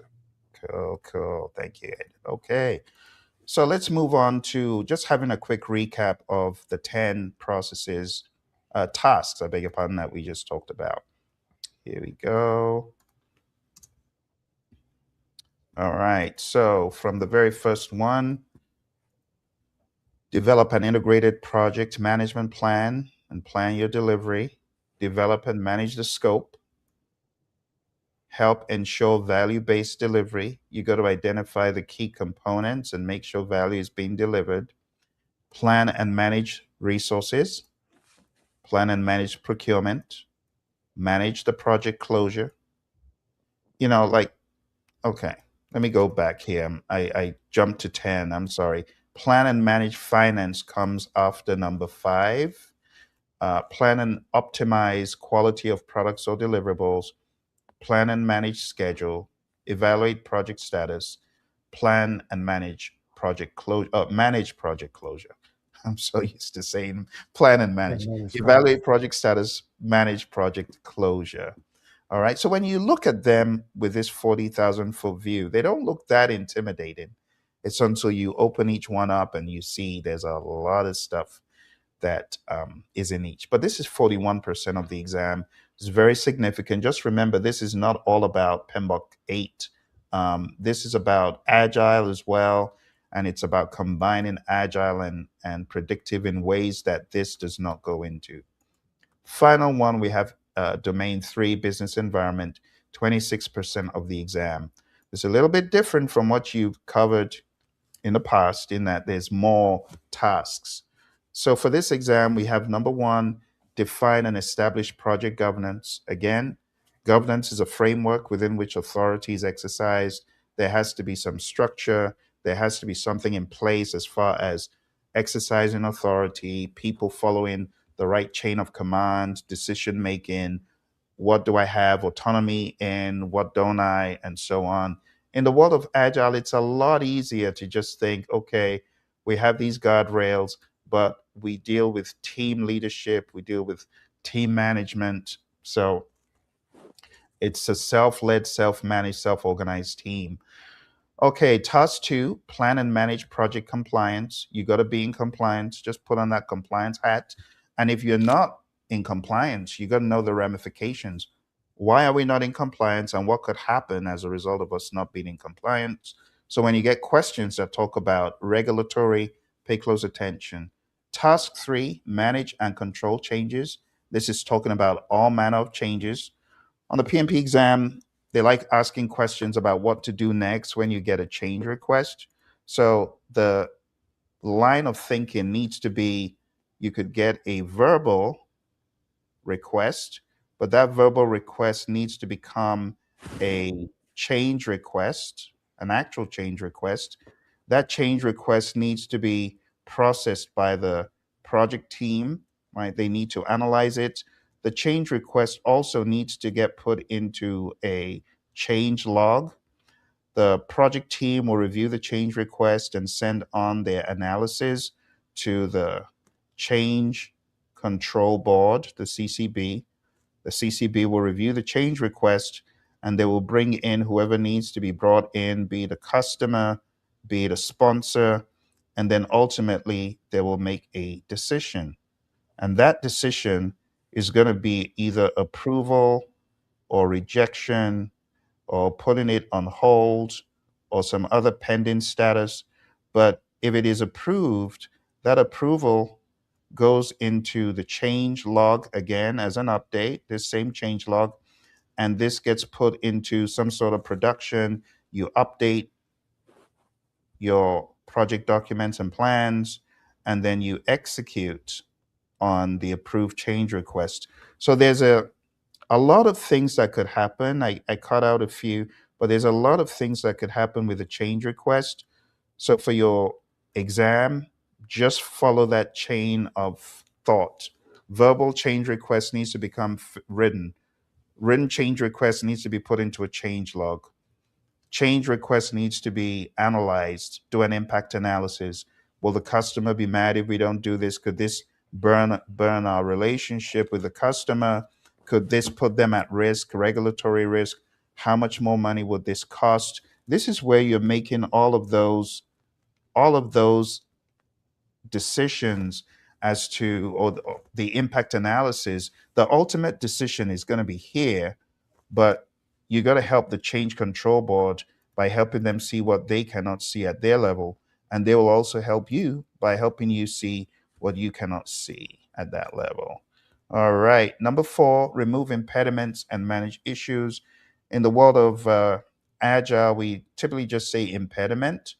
In the world of predictive, we say issue, but there's a far-reaching definition of impediments. We can break them into impediments, obstacles, blockers, and then we can talk about an issue, which might be something that needs to be discussed, but not necessarily blocking you or impeding you. So both worlds are important, removing impediments and managing issues, both in the world of agile and the world of predictive. Put on that hat. And you do have issues even in the world of agile as well. We don't just call everything an impediment. Sometimes it is an issue that needs to be discussed. So, Ed, any comments on the first four? You know, actually, I'm looking at that, Phil, because that's why I was thinking about the compliance piece, or really when you broke down the change requests of managing and control changes. Because one of the things is that I think sometimes the gap is missed where we don't communicate the why before we communicate the what. And that is a huge gap, and the exam will test you. I remember back when I was taking it, it does make sure that you understand the why before you can communicate the what. So just something to think about as you're taking the exam and as working in the real world project management. That's a really good point. Yeah, always start with why. Yes, yes, indeed. All right. Thank you, Ed. Number five is plan and manage risk. So, in the world of risk, we have two very important viewpoints. We have negative risks or threats, and then we have positive risks or opportunities. For negative risks, we have A team. Remember Mr. T and the A Mhm. team? Well, this is A team. What does it stand for? Well, these are ways that you can tackle negative risks. You can avoid, you can transfer, you can escalate, you can accept, or you can mitigate risks. And your exam is going to be full of these: avoid, transfer, escalate, accept, mitigate, and other risk definitions. You also need to remember when you're trying to identify risks, there are other ways that you could do this using the teacup, the VUCA, and the pestle. And if this sounds like Greek to you, you're not ready for the exam yet. Don't do it. Go read up your avoid, transfer, escalate, accept, mitigate. Go read up teacup, VUCA, pestle, which are more like prompt frameworks for you to identify risks. And as far as the positive risks are concerned, we have easy, EASEE. So what does this mean? Well, we could escalate, we could accept, we could share a positive risk, we can exploit a positive risk, and we can enhance a positive risk. And these have very specific definitions in PMBOK 8. You got to know your definitions. It will make life easier. Yes, the exam is not a parrot fashion definition thing, but if you don't know definitions, you cannot unlock certain questions. You won't even know where to begin. So all of these things that we're pointing out here are important. All right, number six, continuous improvement. This is just Kaizen mindedness, continuous improvement, that whole Shuhari mindedness that Alistair Coburn talks about in the agile world. It's not enough for you to be at the baby level. You got to keep improving until you become a black belt, a grandmaster, making your own way. But for the team should also have a continuous improvement mindedness. So it's that plan, do, check, act. The plan, do, check, act cycle needs to be centered on continuous improvement. Task seven, support organizational change. This is just a question of how does my project affect the firm and how does the firm affect my project, understanding culture of the firm and understanding what matters most to the firm, because sometimes people forget that your project is a change vehicle. It's moving the firm from its current state to a future state, whatever that future state might look like. More money, more revenues, better um, clout in the marketplace, better viewpoint of the organization from the layman, the public seeing your company as a reputable firm and not as an environment bigot who doesn't care about sustainability. All of those things are current state to future state. So it could be a social type of project to boost your firm's image. It could be a standard operating procedural kind of project. It could be a more like machinery, huge investment, capital investment kind of project. All of those are, they're all organizational change related. Last but not least, we have evaluate external business environment changes.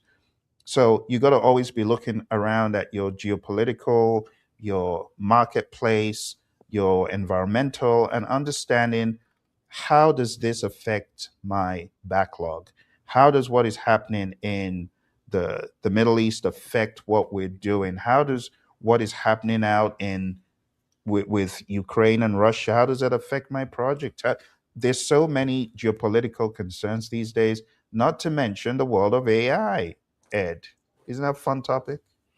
Yeah, that AI topic is one of those topics that either people run so far away from it or they run to it and then don't really dig deep into it. So it's always interesting to see kind of where people land at, because I believe AI has been here for a while. We're just really now identifying it. You know, when you were typing on your phone and then it started finishing the sentence, that's AI, by the way. So again, we just want to make sure that, you know, especially our beginners or even all the way up to program or portfolio managers, that they stay consistent on continuous learning around AI, because it's going to help you more than it's going to hurt you.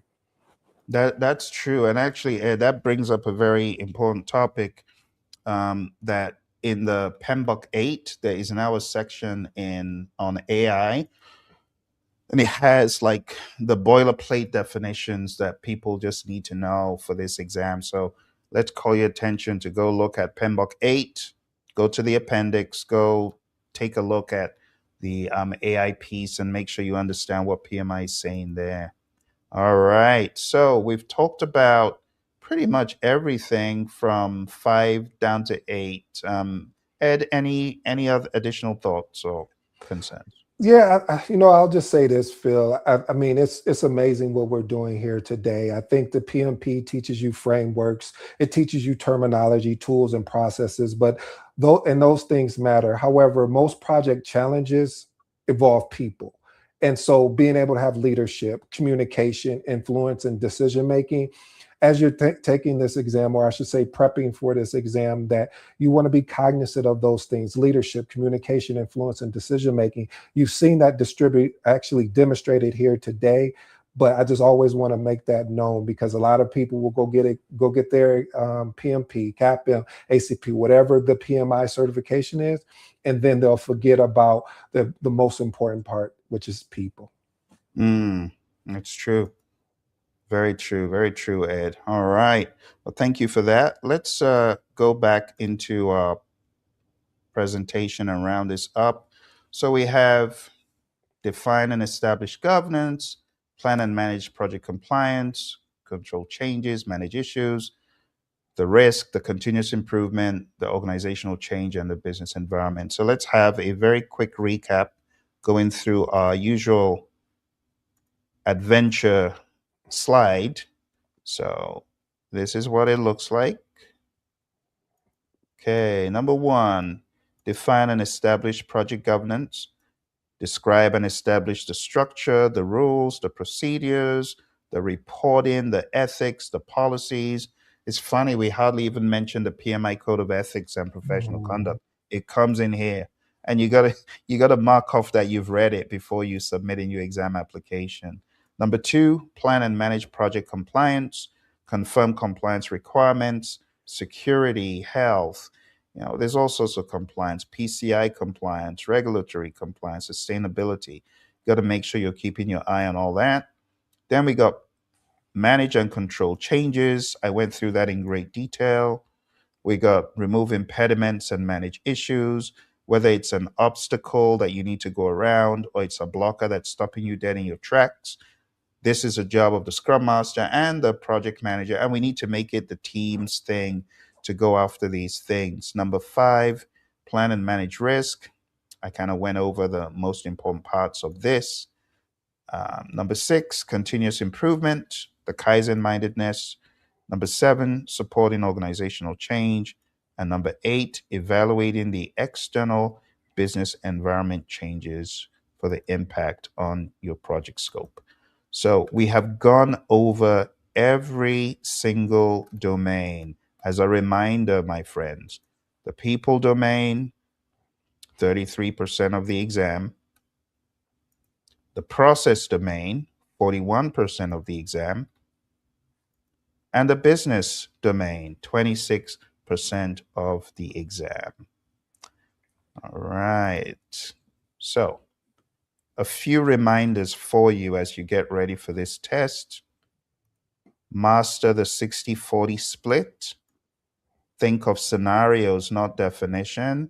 If you're cramming PMBOK guide and thinking that will help you, it will not end well on the exam. That is not the way to do it. You got to go over copious amounts of questions. Ed, what would your estimate be for how many questions people should go over? Rough. Phil, that's like asking me a question of saying, how rich do you want to be, or how wealthy you want to be? As much as I can, or how much money I can get, Phil. So I'll answer this being objectively, being transparent. Is I would probably say, at minimum, I would want to do, if possible, no less than 400. Like I want to see Yeah, everything. I want to be able to get in, absolutely. sets and reps. I absolutely agree, Ed. Thank you for that. Yeah, you got to do, and honestly, you have all sorts of questions you need to do, process questions, task questions. You need to come from all angles. So Ed is not exaggerating. If you've not taken 400 minimum, I think that is a gamble because we have namby-pamby questions, easy peasy questions. You're not taking like really crazy questions like what we showed you in the beginning. You're not doing it right. I don't know if you folks were all on the call when Ed and I started, but in the very beginning, we showed you PMI's new question types, just in case you forgot. Let's just hone in on the new case or scenario question type. Look at this long and hard. This is just the question. This is not even the options, just the question. As Ed said, it's like a mini book. So we want you to look at this long and hard. Honestly, like we talk about people's attention span, you can barely get through this whole thing without being distracted because there's a lot. You're going to have to go back. And so there's a name that comes to mind. I'm going to put his name on the screen. Do whatever you will, make what you will of it. But this guy is an expert in thinking quick and reading quick. And ironically, his name is Quick. Jim Quick. I believe that's how we spell his name. Help me check it out, Ed, and see if you can find Jim on YouTube. But Jim used to be out there on social media a lot, and he's done everything from working with the people at Marvel to help them with their quick thinking for their roles in the Marvel universe. Believe it or not, he's done everything. But he's very helpful in helping you to read quick, speed reading. Speed And reading. if you're going in for the PMP, did you find it? No, I was agreeing with you. Yeah, he's a speed reader. I learned from him too. Like he has a book. Yeah, but go ahead. I'm sorry, Phil. Go Yeah, ahead. he does have a book out there. So when we were telling you like what will the PMP do next, and all of these other question types, learning from Jim might be helpful because he shared just a few. I just listened to a few tips, and I mean I wasn't even taking an exam, but his tips helped me. I believe his tips helped me to now when I read to read even quicker. So check him out and just listen to what he has to say. All right. Change control is non negotiable. Servant leadership needs to be your default. So think about empowering the options that deal with empowering the team, coaching, supporting, those work really well. Now, when it comes to beating people over the head, like direct control, forcing people to do stuff, those are usually the worst answers. Surface problems early. The PMP exam rewards PMs who identify issues early. Value delivery over compliance. And this is just saying if a project is on track but no longer creating business value, the PM must surface that. And first action questions are going to be very big on the exam. What should the PM do first? What should the PM do next? Assess, analyze, evaluate, understand, all that stuff. You can be rest assured you will get such on your exam. All right. So that is it as far as the high level view of your exam. Someone says, which book should I read? Well, PMP Exam Immersion is going to be out by July 9th. That would be a book I recommend because we break it down just as I've shown you across the tasks. It's not, just looking at domains and so on because it gets very complicated. Let me explain a little bit more because when we do this in July with our buddy Roy, when we go into a domain like this, right? So when we talk about developing a common vision, we don't just stop at, I went over surface level today, but when we're working in the classroom, we go into a lot more depth. So each of the tasks has got the enablers that we're going to go in on. You see, I didn't even touch the enablers today. This is how we go in on the information with our buddy Roy, who is our agile guru. So we have a very solid agile perspective to every task, and we have a very solid predictive perspective. And that's coming up late July, early August for those of you who want to be part of that curriculum. But then we also go into the exam focus, right? And the details about how to think. You can see vision is not equal scope. We go deep on this stuff. And then we actually blow out each of these points a lot more. So if you're looking to be in an interactive program that actually covers this stuff, stay tuned to the Praizion channel because we will be making an announcement. Praizion. You'll find this on YouTube. Stay locked in because we are going to have a highly interactive PMP 2026 program that goes in a lot deeper into all of these things. What Ed and I have done today is pretty much the high level, but we're going to be going in a lot deeper. We're going to be talking more about the AI piece. We didn't even touch the AI piece. Should we do you think we should touch the AI piece a little bit, Ed? Should we help people out or should we should we just put it on the back burner? I I don't know. think, hey, Phil, I think that would be a great another episode so we can go deep dive in it and then maybe even bring in some additional resources. Yeah, bring in some additional friends of ours. Hmm. So I think what we'll do for today, let's cover.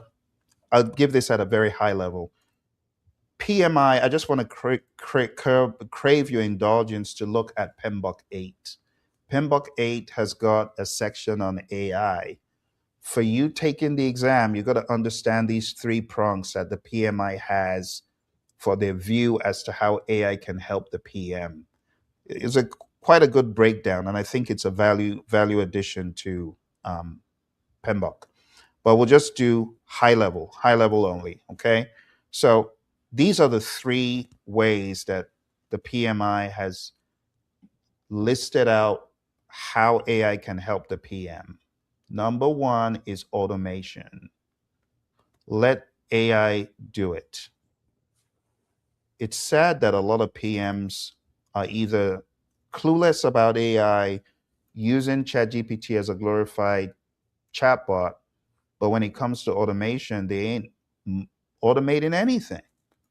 So what is PMI saying here?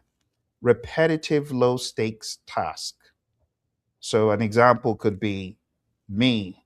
I set it up once and let AI run the report on autopilot. Status report, meeting summaries, task reminders, real-time monitoring. Gone are the days when the PM will have to do these mundane tasks. So you're not letting AI do it for you. Oh my goodness, it's sad. That's all I'm going to say. That's automation. Then we go into assistance, work with AI, right? Medium complexity tasks, AI drafts or analyzes. And you can get this in PMBOK 8. PMBOK 8 gave you the breakdown.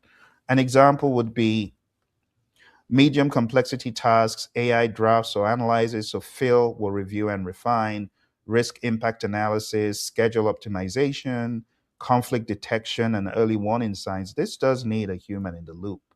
And then we have augmentation, thinking bigger with AI, strategic ideas, creative decisions. AI is your brainstorming partner. I'm the leader, but I bring in AI at the right point. Portfolio balancing, stakeholder sentiment, risk identification, and idea generation. This is the summary, right? This is the core framework. Go to PMBOK 8 and read it up before you exam. This is the next piece. This is the only piece that has not existed in a previous PMBOK guide, and I want to encourage you to go read it up. We have several more slides, but as Ed said, we got to make it another day, another time. If you have any questions right now, Ed and I will like to take them. Please drop them in the comments. Ed, I'm going to go off and check the Instagram really quick Okay. and see if we had any people leave comments. But do you see any comments in there for now?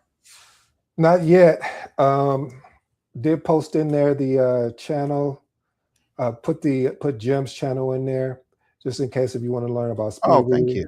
Yep, and then Awesome. have the Praizion channel. So yeah, we are looking good so far. All right. And Insta Vivek Rise, thank you for coming through on Instagram. I'm just checking our Instagram. Shout out to Akiluminati, Eyes on the Prize, the the Broma, the Bromaco Queen, Explore, uh, Michaela 37, all of you who came through, thank you very much. I don't see any questions in the Instagram. What about on the YouTube, Ed? Do you see any questions come through? Nothing yet. Nothing coming Okay. through yet. I'm checking YouTube. I also got Okay. LinkedIn pulled up just to look over there just to see what Okay.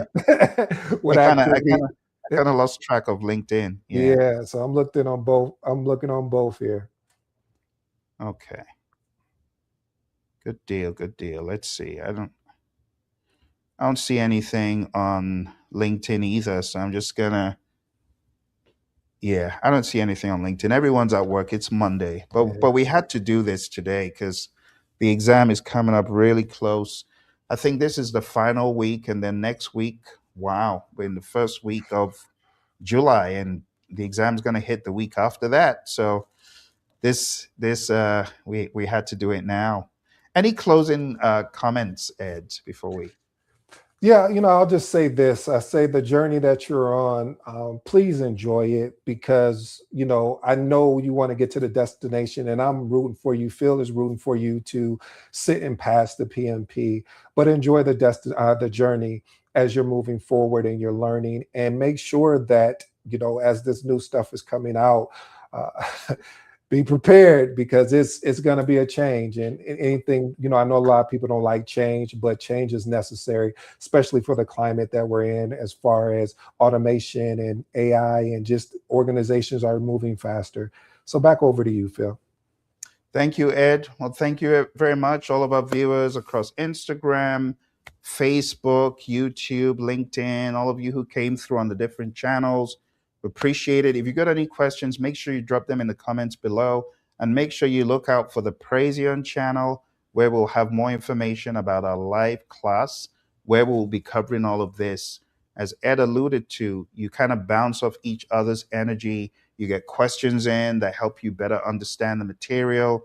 It is so much better to be in a live online class than be in a death by PowerPoint or the talking head kind of format where there's not a whole lot of dynamic interaction going on, which is why I would highly advise our course. Okay, it's going to come with everything you need, and we're going to be making an announcement late July for those of you who want to learn for PMP 2026 forward. Okay, thank you all very much, and looking forward to hearing from you in the comments. Bye for now.